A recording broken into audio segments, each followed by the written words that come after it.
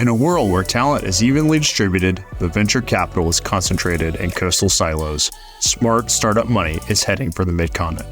Welcome to the Midcon Markup, a podcast that uncovers the inspiring stories of our visionary tech entrepreneurs and the investors who believe in them.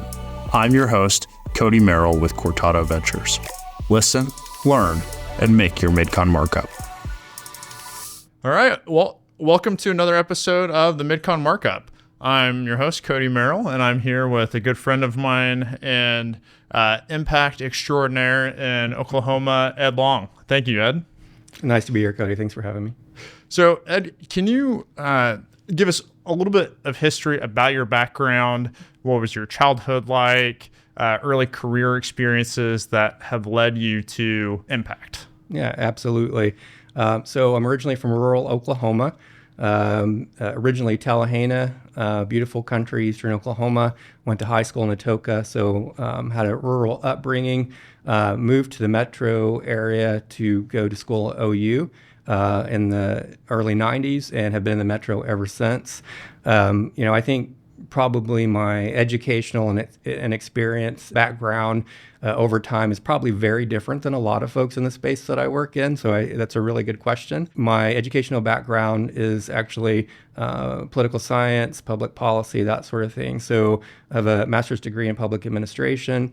I completed all my coursework for a Ph.D. in political science with a focus on public administration, public policy, and American politics and government. So very different from impact investing, but I can tell you, and I think we'll touch on some questions throughout this that will show you the interchange and how ideas that come from the realm of policy and political science certainly have an effect on kind of my view on impact investing. So we'll touch on that certainly. But I've worked in public, nonprofit, and private sectors. I started off out of grad school working in early childhood in a public-private partnership, which has been kind of the theme of my career, public-private partnerships. After that, I went to work for our state's Medicaid agency, started off doing child health policy, and eventually the last several years of my time there was on the executive team over communications, community relations, reporting statistics, all the really fun, flashy stuff. And then I started my own consulting business and was really focused on, frankly, a lot of the work that I've done regardless of sector or role or title, which is public-private partnerships, again, collaborating across sectors, trying to maximize impact. And so had a great consulting business. One of the areas that I had a lot of interest in that I wanted to take a little further that kind of led me to where I am today is focusing on a particular type of impact investing at the time, which was a pay-for-success structure, which is essentially a public-private partnership where philanthropic dollars invest and provide risk money for evidence-based or promising programs.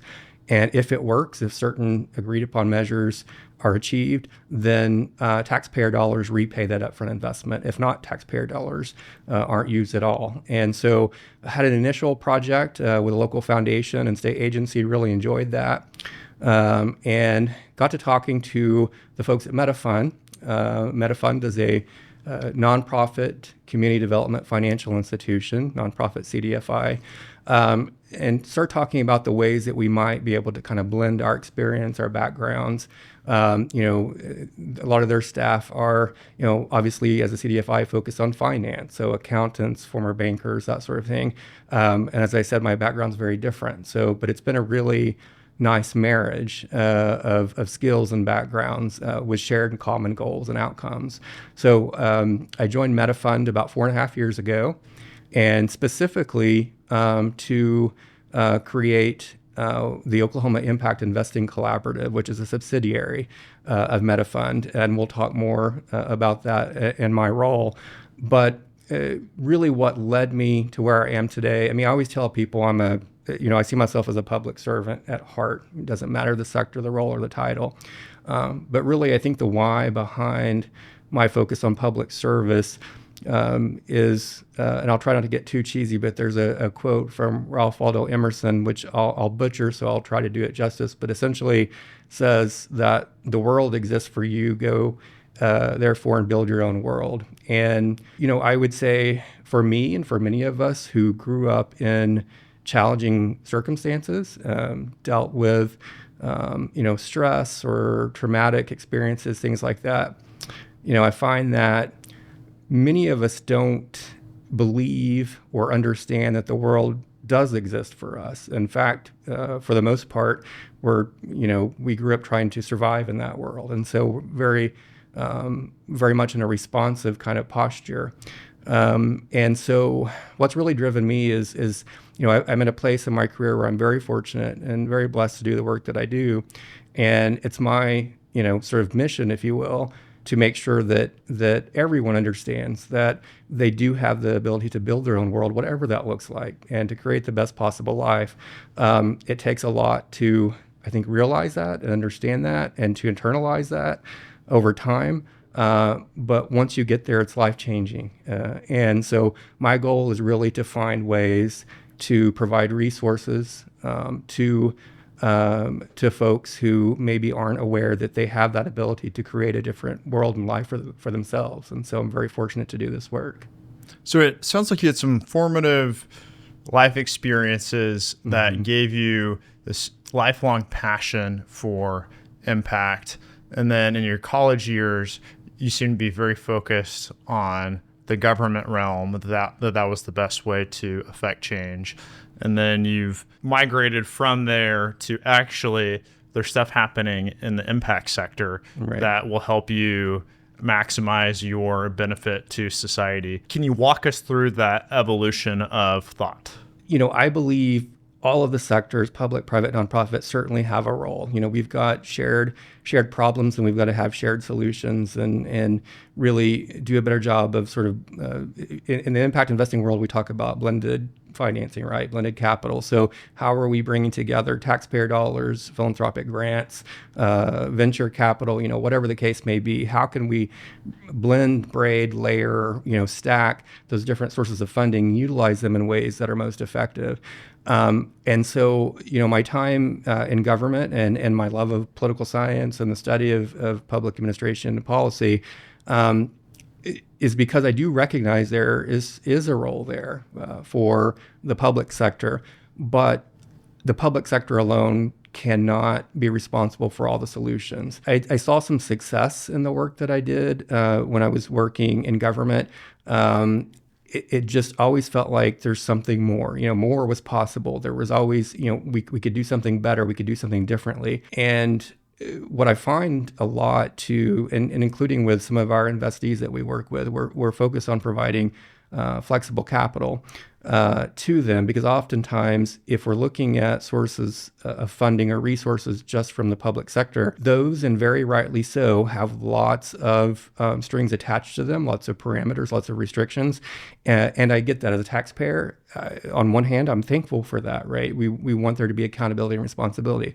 On the other hand, it doesn't always lend itself to innovation, creativity, things that frankly can be good or have also negative consequences, right? So it's a challenge, but I recognize there was potential to work with philanthropists, foundations and individual philanthropists here in Oklahoma who do a wonderful job of grant making, but also recognize that there were other ways to invest their philanthropic capital in, say, program-related investments where it's not just a one-time grant, but they invest it in a way that it gets paid back, and they're able to turn around and reinvest it in additional projects. So it really maximizes the use of every dollar. And when I saw opportunities like that, I couldn't say no to exploring how we could scale that in Oklahoma and how we could become a national leader in that. Can you speak to us about how society gets their return on investment from any social program? Like, are food stamps wasted dollars, or is society actually getting a phenomenal return on that investment whenever we take a broader view of the situation?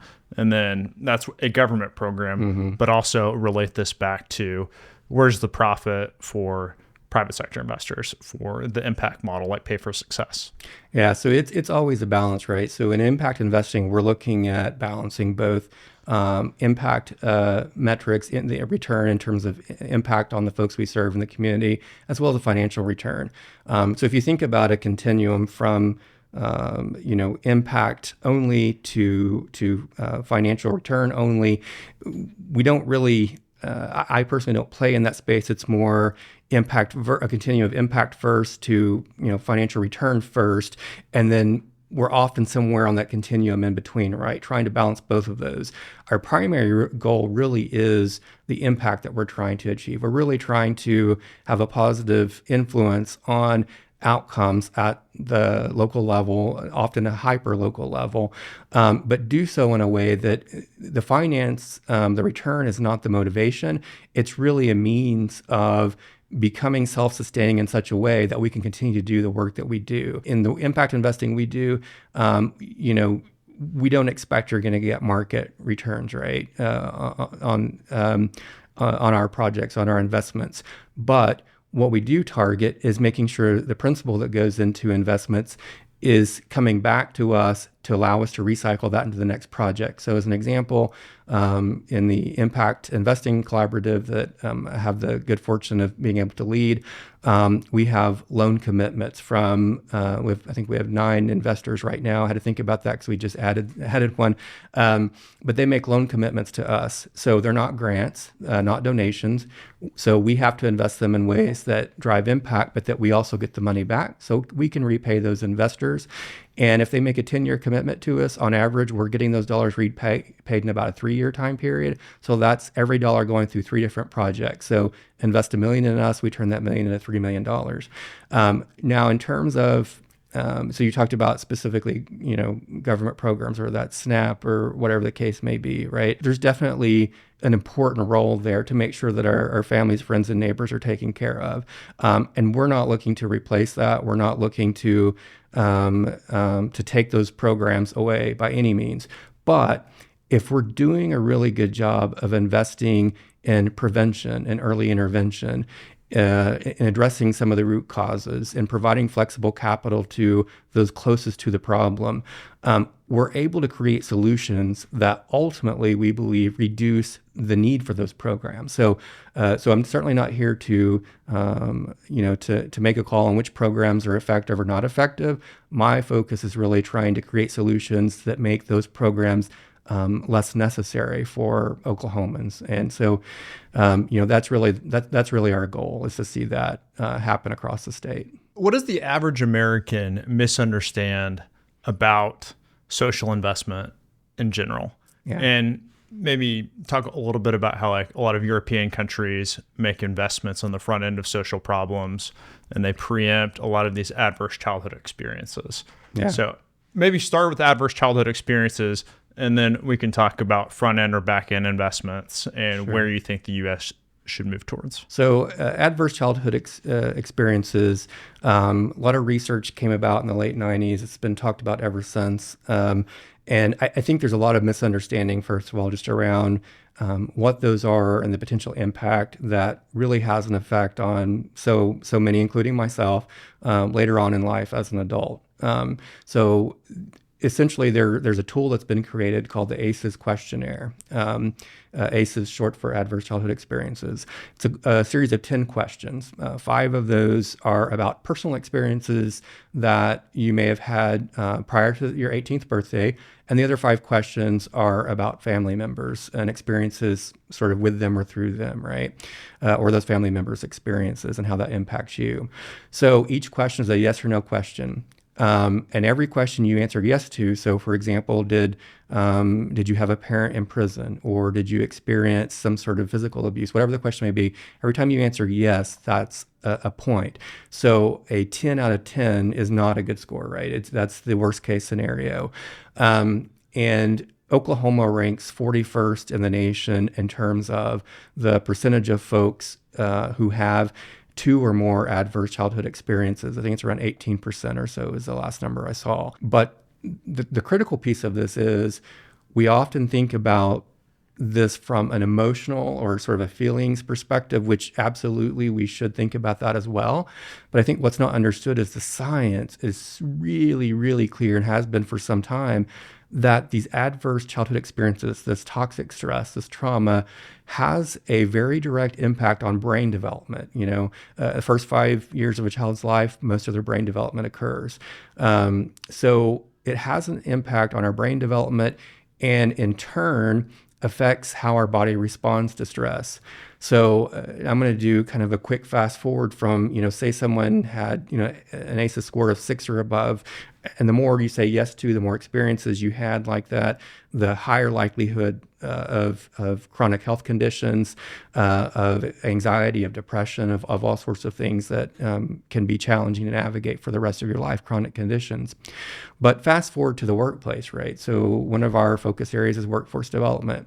And I think about this all the time. So this is not to minimize or excuse, bad behavior in the workplace at all. But think about what we said about ACEs having an effect on the body's response to stress.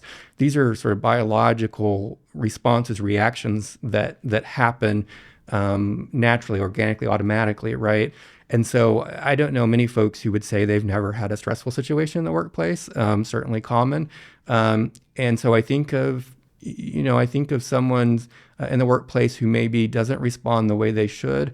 And again, not to excuse bad behavior, but that helps us to think a little bit more about how can we invest in tools and resources to support an individual's ability to more effectively and successfully deal with those situations. So again, the science is pretty clear.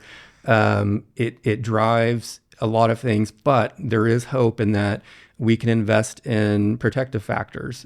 We can invest in ways that build resiliency. We can invest in early intervention and prevention efforts, to your point, that try to mitigate some of that risk of the consequences of having those negative experiences in life. I would, to go back to your question about the U.S. versus Europe, other parts of the world, I think typically we do tend to invest more in sort of downstream and into the the consequences of not having having invested earlier in a person's life, and that's problematic and that's challenging because you're putting a Band-Aid on things, right? And you're just waiting for the next sort of generation to serve in those ways in which you're being reactive to some of the problems rather than investing earlier. What I would say in terms of what we can do to kind of get ahead of this a little bit better, keeping in mind it's much more complex than we're going to solve in a short time period here.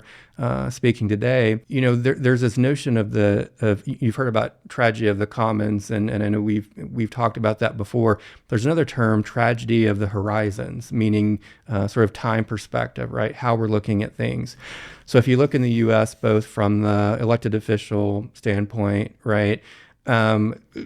Folks were elected with an agenda, and they have a short amount of time, more specifically at the state level, especially compared to the federal level, but a short amount of time to get things done and to show progress to get reelected, right? So they're looking at shorter time frames. Looking at the business sector, private sector, what do the quarterly numbers look like? How are we trending this quarter, or even monthly, or even more frequently? So it's not just the government; it's across the sectors. And then our nonprofits are often getting their funding from either private or public folks who they themselves have short time frames, which means our nonprofits have to respond on short time frames as well. So that tragedy of the horizons, where we're all focused on what can we do today or this month or this quarter to show our worth and to show results so that we can keep getting resources, keep moving forward, is problematic. And so one of the things that we've been doing with the Impact Investing Collaborative and MetaFund is really doing a better job if we're looking at what the research says, if we're looking at a theory of change, or how do we expect a particular investment is going to have short-term, intermediate, and longer-term outcomes, right? And not focus just on outputs. And I think often that's also the problem. We're looking at number of jobs created, number of housing units developed, square footage available for X, Y, and Z. Those are all outputs. We're really focused at looking at outcomes. And so we might say ultimately we want to increase let's say we want to decrease recidivism among those who are incarcerated, right? Certainly a problem in Oklahoma and nationally. While that's a longer term outcome that we're hoping to have an impact on, we can identify what are the best predictors, what are the shorter term, intermediate term outcomes that we know based on lots of evidence and research lead to the longer term result we want. And let's get folks, instead of saying, hey, think longer term, yes, think longer term, but you can still take action today. So we know, for example, having a job is a predictor of not recidivating, right? We know that being housed is an important predictor. So we can look at those things, invest in them, see shorter term outcomes and progress, knowing that the research supports longer term success downstream. So it's a little bit of a hybrid approach. So we're not saying everyone has to switch their thinking, all thinking long term. I think that's a cultural shift that certainly more challenging than I can address, but we can start to look at what are those intermediary steps that we can focus on to get us where we want to go in the long term. So you brought up two interesting points that are problems that all impact founders face, and that's there's tragedy of the commons and then also tragedy of the horizon. So tragedy of the commons is that there's disparate beneficiaries. Like to bring about truly innovative scale change, you have to include the government, you have to include philanthropy, you have to include the private sector. Yep. How do you wrangle all of those different entities together to one table and say, okay, everybody, we're going to craft some programs so that you get some benefit pro rata to your contribution to it? Like, how do you overcome that monumental hurdle to access the deep pools of resources in society to solve our most pressing problems? Yeah, great question. Huge question. I think you could do a dissertation on that, and I'd love to read it if you do. But first, let me say that in Oklahoma, I would say whether it was when I was in state government or in other roles, when I've traveled around the country and had conversations with others, folks are often surprised at the level of collaboration we have in the state across sectors. Not saying it couldn't be better and that it shouldn't be better. And I think we're moving in the right direction. But compared to other states, and perhaps that's a low bar that it's not something we want to necessarily focus on, but compared to other states, we're doing a really good job of cross-sector collaboration. And so I am proud of that. A lot of friends in all sectors who are really committed to doing good for Oklahomans, and that shows in their work daily. But I think what I would say is too often, and maybe even myself, I'm sure at different points in my career over time, we focus on what is our role, right? So I always think about myself as often I'm a facilitator, I'm an intermediary, I'm a social innovator, social entrepreneur, all these terms, but all those things are focused on me and my role. And I think that's where we often go wrong. I think that's how we often make mistakes with how we're financing change. In my opinion, we need to do a better job of investing in those folks who are closest to the problem. And so folks with lived experience who have the answers, they know what needs to happen, they know how their lives can be improved, they know what resources they need, what access they need, but we don't treat them as experts, right? We spend too much time, and I think across all sectors, doing things for people rather than with them or alongside them or supporting their efforts. And so I think investing more in folks close to the problem, sometimes that's a very hyper-local approach, which gets into issues of scalability, which I get. But what works in Atoka may not work in Guyman, right? And so while there are some things research-based that we know we can replicate over time, it can span across geographic areas and populations, there's always going to be a need to tailor and tweak things for context. It can't be a one-size-fits-all approach, and unfortunately, our funding is often designed for that, and often very structured from a top-down perspective, very prescriptive. And so what my hope is with our opportunities in Oklahoma and the investments we're making is we do want to see some research, we want to see some evidence, but we also believe in the agency of the individual and the community. And so by agency, folks having the ability to make decisions for themselves, right? We see too often that dollars are going into projects where there's no flexibility, no ability to shift strategy midstream. I'll give an example. There were, I won't give too many details, it's not my story to tell, but I'll say there were some dollars flowing during the pandemic with very positive outcomes as the focus. But the strategy had to shift mid-pandemic because a lot of things were changing. There were, we were surprised at how quickly we were getting vaccines, things like that. So the environment, the context was changing, but the dollars that were flowing, there was no flexibility to shift the use of those dollars, and therefore they were no longer being put to their most effective use. So what we try to do is we fund outcomes, we fund results, we invest in those things. And we want folks who have the expertise, who are close to the problem, to have the flexibility and the agency to be able to shift strategies when they need to.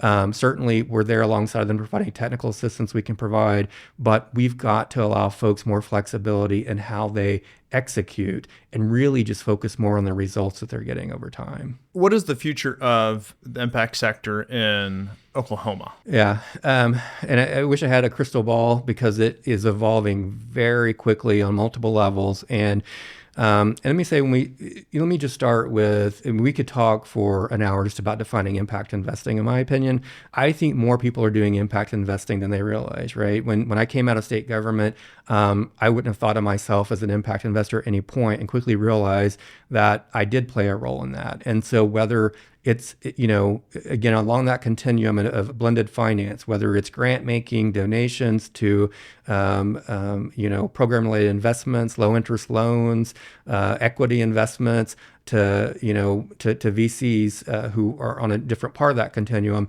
we all have the ability with an impact lens, if we're looking at everything with an impact lens, and we're looking towards common ways of defining impact and positive results, we all are playing a role in impact investing. So I think first, just having a greater awareness of what that is, what impact investing is, how we all have a role in that. Some of the, I think, places that, I'll tell you a couple areas where we're doing well, and then where we, I think, are heading and can do better. I mentioned earlier Pay for Success as a public-private partnership structure. Again, philanthropic dollars providing upfront risk money, taxpayer dollars paying only for results on the back end. That sort of structure, we are, as far as we can tell, there's not a single source for this, but as far as we can tell, we're among, if not the top state, among the leading states, one of the leading states in the nation in terms of the number of Pay for Success projects that we have going. I think we're about to close a couple that will put us at 9 that we've done that I've been a part of personally, and there were some before I came along. So we're doing well as a state there. We recognize the importance of public-private partnerships. I think also with structures like Pay for Success, because we are investing in outcomes and results, we're ahead of the curve. And I'll say even globally, went to a conference last year in Copenhagen, a lot of talk about impact measurement and management, and there's such a need for greater professionalization. And here's what struck me coming from, again, public sector, nonprofits. We hear a lot, government nonprofits, they don't get the data, they don't have sophisticated evaluation, sophisticated data tracking. And yes, it's resource intensive and we can do better there. But what's interesting is most of the folks I've worked with in the public sector, nonprofit sector, have a better understanding of what an outcome is versus an output than some of the folks who are more, a different place on the continuum on the financial side of things. And that was very clear at this global conference. So we're doing a really nice job with impact measurement and management and using real outcome data to make decisions going forward. Now, that's also an area where we can continue to do better. So our Vice President of Impact at MetaFund, Sharia Four, is working with some local partners to try and develop an opportunity for investors, whether it's a foundation, an impact investor like us, whatever the case may be, to get a better window into, let's say in Oklahoma City, down to a census tract or a zip code, what sources of funding are going into that area, into particular issues, into particular programs. What do the outcomes look like by program? Now, keep in mind that data can be misused too, so we've got to be very careful with that. We don't want to compare apples and oranges, so you may have 2 housing programs that are serving different populations. Therefore, one of them taking a longer time to get folks into housing isn't a fair comparison because the populations are different, right? So we want to be careful with that. But it will give us greater insight into how we can make wiser investments going forward. So we're doing a good job on that. We can do better. I also think we'll continue to improve on kind of our blended finance model. So pay for success is great. I'm a big fan of it, obviously, been a part of it for a while here in Oklahoma. But if someone came to me today and said, here's a new sort of structure, innovative idea we have for layering and blending these different sources of capital to drive impact, that's better than pay for success, I would switch to that right away. So it's not about the specific tool or the model, right? It's how can we better maximize our different sources of capital for common goals. And then finally, I would say, I think we're seeing a move to more place-based investments. And so, I think that's kind of what I was talking about a little earlier, is what works in one place may not work in another. So how can we invest in a specific geographic area? And then within that, taking a deeper look at, I refer to it kind of as an investment value chain, if you will, looking at the ecosystem. So as an example, in rural southern Oklahoma, we're looking at investing in food as medicine. A lot of research behind it, a lot of science behind it. We've got leaders in our state, one who just testified in front of Congress a few weeks ago. A lot of great work happening in food as medicine. We had been having conversations with a couple of different programs who do different things. One is a prescription program for folks, many of them who are Medicaid members, who are diabetic. And so we're seeing clinical outcomes like reduced A1C levels, things like that. Talking to another group that does medically tailored meals for folks post-discharge, making sure they get what they need to stay healthy, to fully recover. But we're also talking to folks in the same general geographic area who requested some financing to help with transportation. And so we started thinking about how we could group all these together. So, in short, that transportation organization has an opportunity to help with getting folks to the sources like a food bank or to the sources of funding, or making deliveries to folks who are homebound. But at the same time, they're helping with our food as medicine project. What's interesting is they're logging more miles. The more miles they log, the more in federal dollars they're able to draw down in the next budget year. So that builds their sustainability in other ways financially. So we're really looking at how can we invest in multiple organizations in one sort of overarching project where we have individual goals and expectations of those organizations, but there are leverage points there, right? There's intersectionality. So when one succeeds, they're strengthening the next organization's ability to succeed as well. So we're doing more of that. We're trying to be a little more strategic, looking at the broader ecosystem. With that comes more complexity. So you talked about how do we get folks on the same page across sectors. This is going to be very much like that. But I will say in Oklahoma, I mentioned collaboration at the state level, local level the same. Our folks at the local level, you can go to a meeting about healthcare, about the SNAP program, about housing, about, you pick the topic. And in many cases, it's the same people going to every meeting in a few county area. And so folks are already collaborating. They're already working together. They already know what needs to be done. What's happening is the access to capital is typically done in such a way, in such a prescriptive, restrictive way, that we really hinder their ability to collaborate in many ways. So for us, it's not going in to foster more collaboration. It's structuring our financing in such a way that just removes the barriers to their already existing collaboration and helps to promote more of it. So we're really excited about that. Can you speak a little bit about the burden of proof in the social sector? So for social sciences in general, one of the critiques is that it's very difficult to have real world experience where you have all these variables removed and certain ones isolated. And you can really tell correlation from causation. And is there a double standard with that exists in the private sector, right? Like if a private sector company failed to invest in research and development and they said, hey, we're only going to spend money on things that we know already work, right?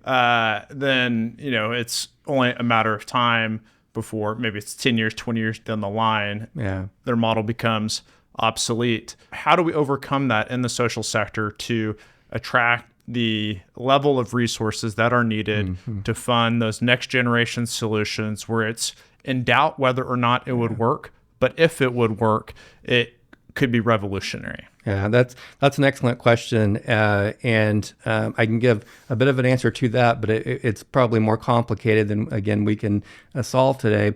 But what I would say too is we've got to do a better job of just investing in, incorporating into our financing dollars that go towards the evaluation, performance measurement, and management as well, and we are doing some of that. And so when you talk about evaluation, as an example, and in grad school, I did some of that, so have some background in program evaluation, and so therefore, I'm a huge fan of it. I believe in it. I think it's important, but I also don't think that everything we do has to have a gold standard randomized controlled trial evaluation, right?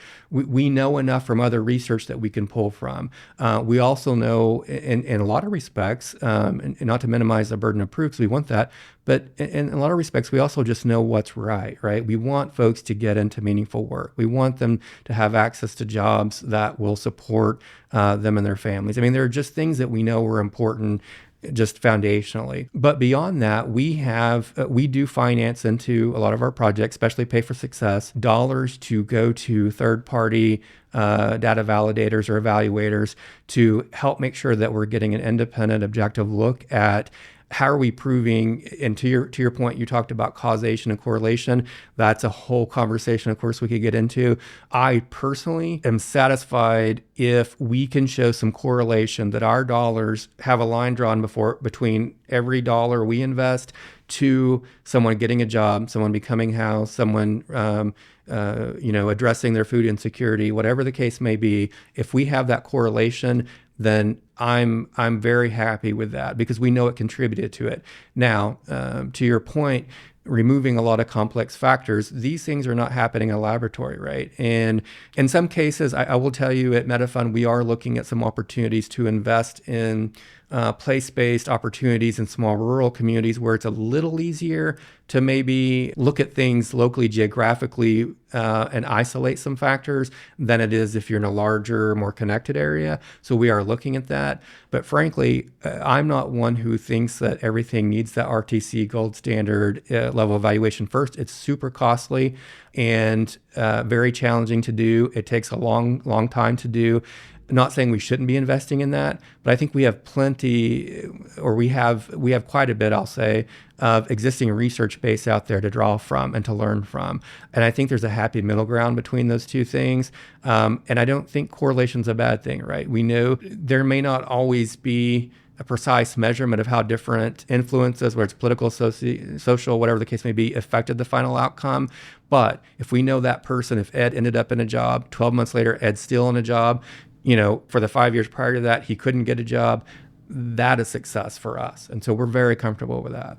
In an individual's life who's struggling, what is the optimal age range for intervention for social return on investment? Yeah, I mean, I'm going to go back to my early childhood roots, both personally and professionally, and that those early, the younger years truly have a significant return, right? And again, I don't want anyone to think that those who have those adverse experiences early on are just sort of doomed to, some of the chronic conditions that we talked about.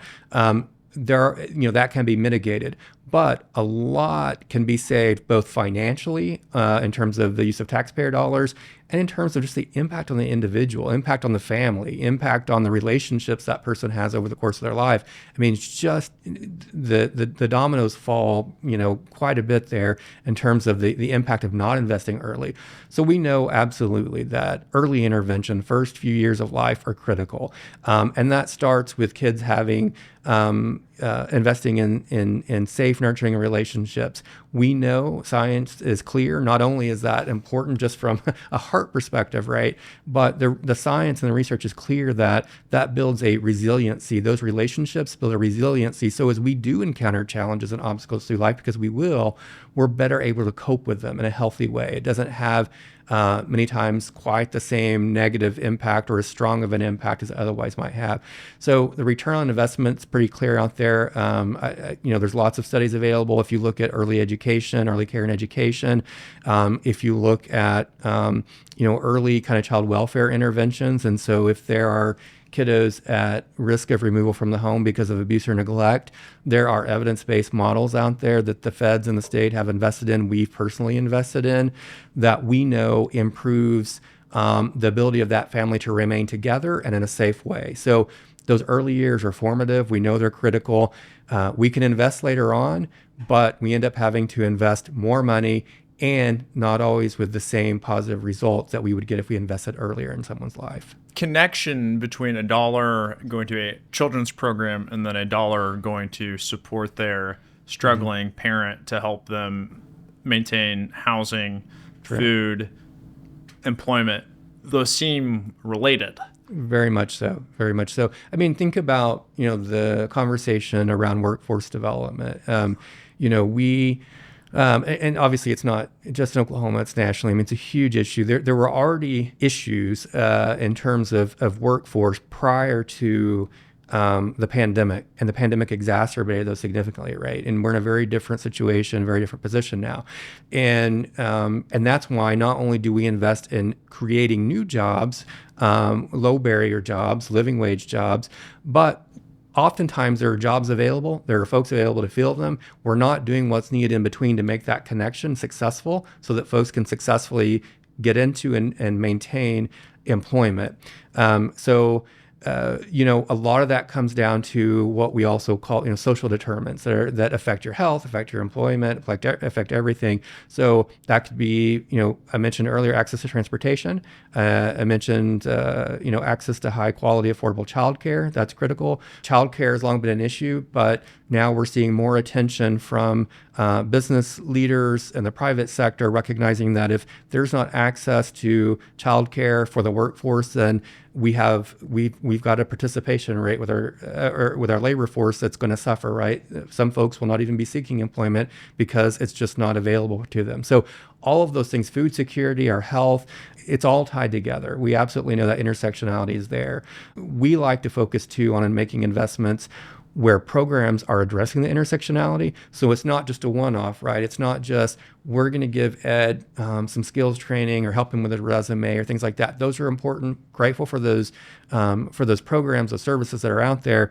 But we're much more likely to invest in a program that is making sure all of Ed's basic needs are met so that Ed can then focus on the job at hand, focus on getting into that job, focus on getting there on time every day, focus on, achieving their professional goals, having a career pathway, all of those sorts of things. Honestly, it goes back to that quote that I mentioned early on about going out and building your own world. That requires access to resources that support our life in multiple ways. And we've got to be able to address some of the basics of housing and food and just this sense of safety and security. That goes a long ways in someone's ability to exceed and succeed in other areas of their life. Parents with jobs with stable income tend to afford housing, tend to afford food. Children who grow up in households where there's consistent employment tend to have fewer adverse childhood experiences.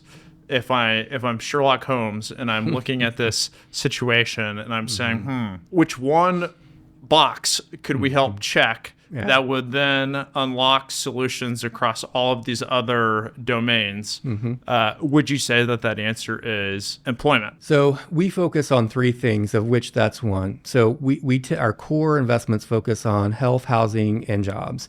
And the intersectionality there is very clear as you're talking about here. What we want to focus on too is making sure that folks have that option and that opportunity. So, and removing the barriers, right? So if someone doesn't have to work or doesn't want to work, that's a different situation than having someone who very much wants to work. And this happens quite often, right? They very much want to work, or maybe they are working, but they're underemployed. They want something more. They want, a better job, better pay, that sort of thing, and have the ability, but there may be barriers in the way. And whether that's access to training, to upskilling, access to childcare, as we said, perhaps they are experiencing homelessness or at risk of losing their housing. Maybe they have health issues, behavioral or physical health issues, and don't have access to necessary care. all of those make a difference, right? And again, not to say that there aren't success stories every day of folks overcoming all of that and doing great things against the odds, right? But we have to do a better job, and what we try to do with our investments is to remove those barriers so folks have the opportunity available that everyone else has, right? So we talk about certainly the America as the land of opportunity. Our hope is that it's not just opportunity for some, but that all have the opportunity to be successful. AI is transforming society. We hear different projections for workplace displacement seemingly every day, but by 2030, as many as 50% of jobs are going to be displaced. Yes, some new jobs are going to be created, Sure. but a lot of these new jobs that are going to be created are going to be in different markets from the jobs that were lost, and they're going to require different skills. How do you envision government? How do you envision the social sector rising to the occasion to help support all of these people in their transitional work needs? Yeah, that's a great question. I'll tell you, we've been to some conferences here in the U.S. and as I mentioned, in other countries where there is not a session that it doesn't matter the topic, not a session that happens without bringing in the effects of AI. So first, I'll say I'm certainly not an expert on AI by any means, but I think if you look back, even before we started seeing the advances in AI that we're seeing right now and the very fast evolution, what were employers looking for in someone to hire? And they were looking for, both here and globally, right? They're looking for creativity. They're looking for critical thinking skills and problem solving skills. And beyond those, they're looking for what we often refer to as employability or soft skills.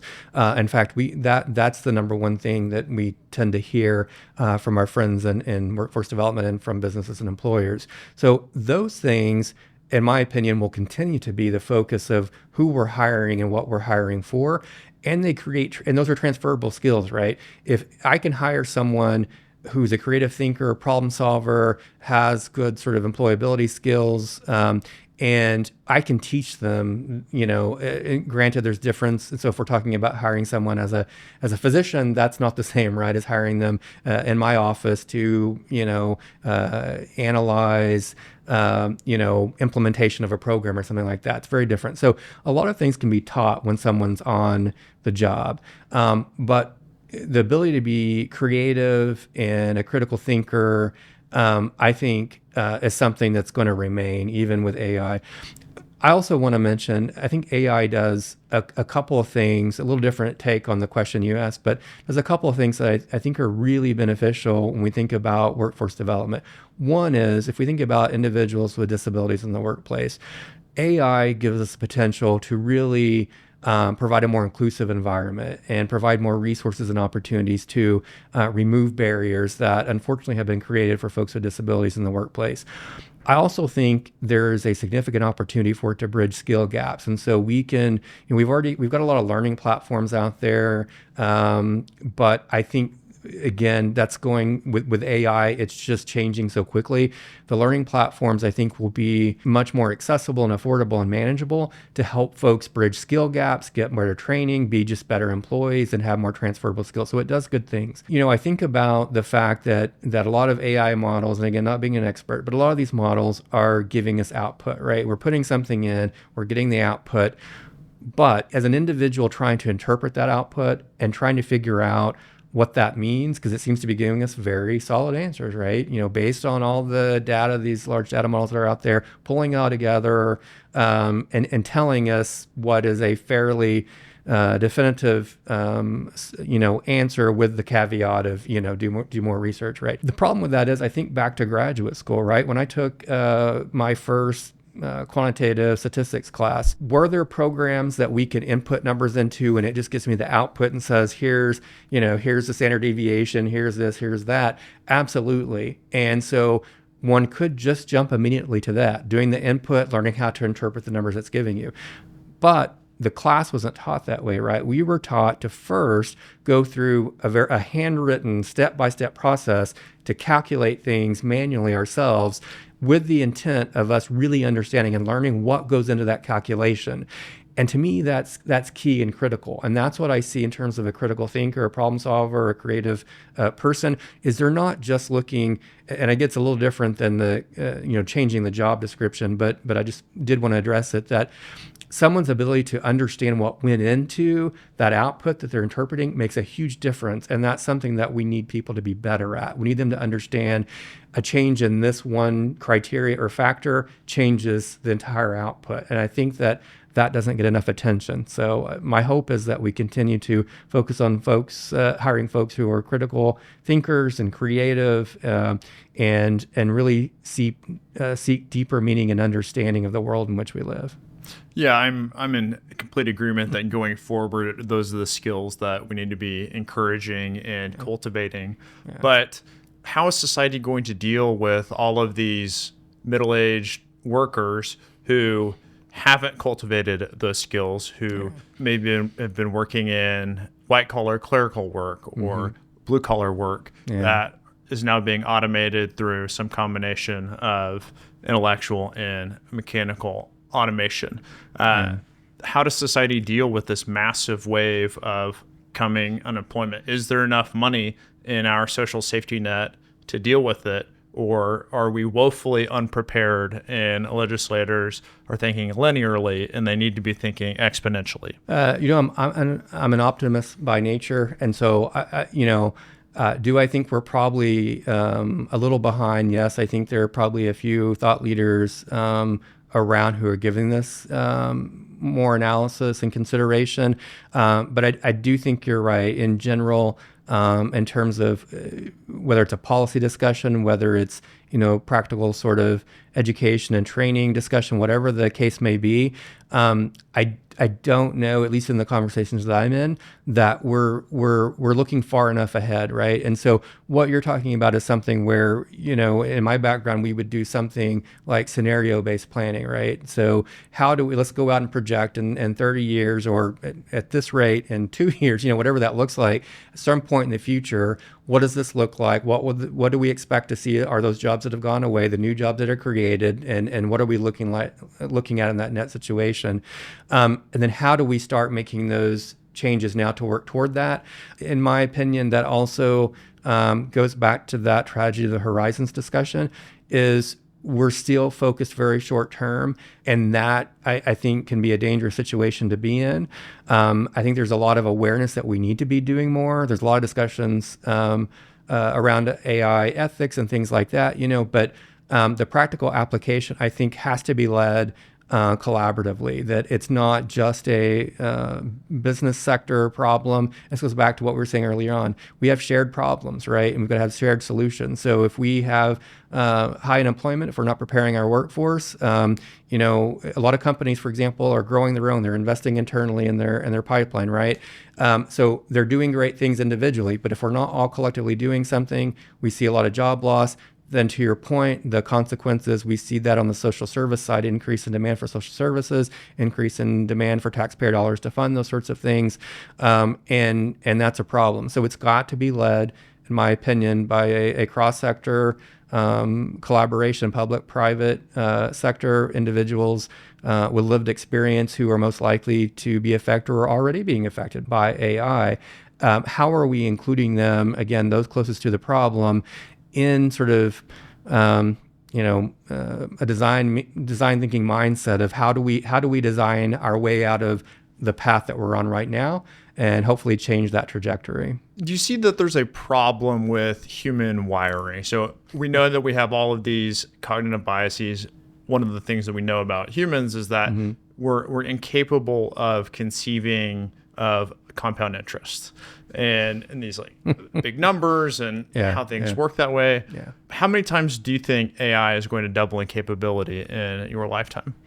Gosh, I'm not even going to venture to guess that number because again, not being my expertise, I'll definitely miss. And whatever, even if I had expertise, I feel like I would still miss what that number will be. I just don't think we know. I don't think we know enough. And in some respects, I think AI is super helpful. So, we're thinking about, I mentioned, experience doing, statistical analysis. AI will do so much of that for us and even interpret the results to a degree that it takes a lot of that work out. Now, again, we're missing the back end of what goes into that, and I think that's absolutely critical. But it's taking care of that. If we're thinking about, very complex sort of, equations in physics or whatever the case may be, there's always this blend of the technical that AI can give to us. But again, even with physics is a creative field, right? Physics, a lot of that is imagination. A lot of folks, like to think of it as kind of a hard science, unlike the social sciences I come from. But in reality, it's a lot of guesswork, right? It's a lot of thinking ahead about what something could be, and then testing and testing and testing to figure out if it's right. So we're still going to have all of that to feed into the input into AI, and hopefully AI will just help us to better aggregate, look for the common threads, things like that. But we still have so much creative space, even in the hard sciences, that I just don't think AI, and I may be misinformed and missing the boat, but I just don't think that it can ever replace that piece of it. How many times do you think AI would have to double in capability before it would have this mass unemployment impact on society? Yeah, I don't know that answer, honestly, and I wouldn't want to project that number. Yeah. Because just with playing with ChatGPT a year ago versus today, Yeah. It's light years apart. Very much, And yeah. what's scary is I just don't think humans are very good at seeing a future in which AI has doubled in capability 3, 4, 5 times. I think we have very limited imagination. I agree with that entirely. I think that's why it's difficult to answer some of your questions around, what it looks like in the future, because I think it's changing at such a rapid scale. We don't fully know what that's going to look like going ahead. So I think maintaining some flexibility, maintaining a shared understanding across sectors of the implications and the consequences. And you see some of that to a degree now, right? The folks in Congress, as an example, have hearings looking at issues of ethics and future impact. But it's so early on. But I think we have to have continued conversations across those sectors, because it's sort of the wrong pockets problem, which is something that, like public-private partnerships like Pay for Success address, right?